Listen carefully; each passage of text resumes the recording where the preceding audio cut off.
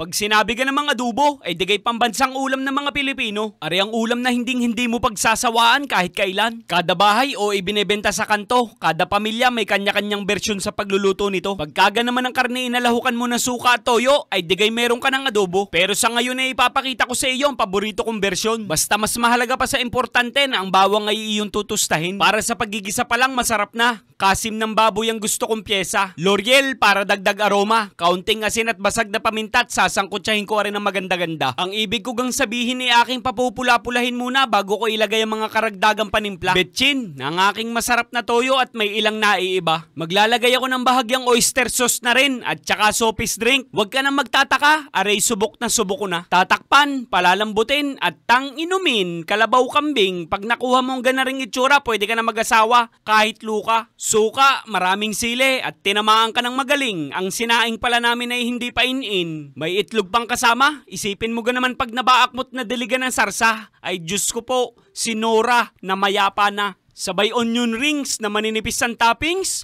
ay inam!